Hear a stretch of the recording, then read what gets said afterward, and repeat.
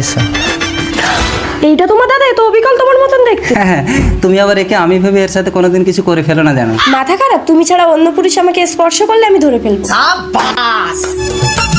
কত কনফিডেন্স দেখেছিস, আমি ছাড়া অন্য পুরুষ টাচ করলে নাকি ধরে ফেলবে। আচ্ছা ঠিক আছে, তুই আমার পোশাক পরে আমার বউয়ের কাছে যা, তো কিরকম ধরতে পারে দেখি। দেখ ভাই, তোর পোশাক পরে অবিকল আমাকে তোর মতো লাগছে, এবার আমি তোর বউয়ের কাছে যাই। দাদা সাবধানে।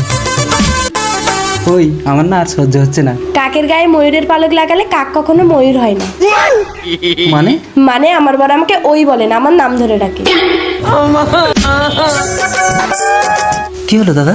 আরে তুই তো তোর বউয়ের নাম ধরে ডাকিস, আমি গিয়ে ওই বলেছি, আমাকে ধরে ফেলেছে। আচ্ছা ঠিক আছে, এবার ফুলি বলে ডাকবি, আর ধরতে পারবে না, তুই যা। ঠিক আছে তাহলে যাচ্ছি।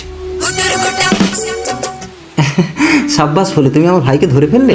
তুমি আবার ভুল করলে ভাসু, তুমি ওর ভাই না, তুমি ওর দাদা। আবার কি হলো দাদা? আরে ভুল করে ভাই বলে ফেলেছি, আমি তো তোর দাদা হই।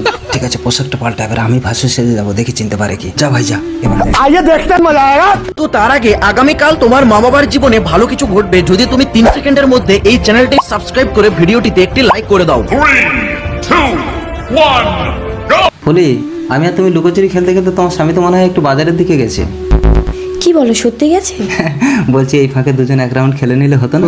ঠিক আছে, এসব কথা তুমি তোমার ভাইকে কোনোদিন বলবে না কিন্তু। আচ্ছা ঠিক আছে, চলো। ভাই চিনতে পেরেছি তোকে?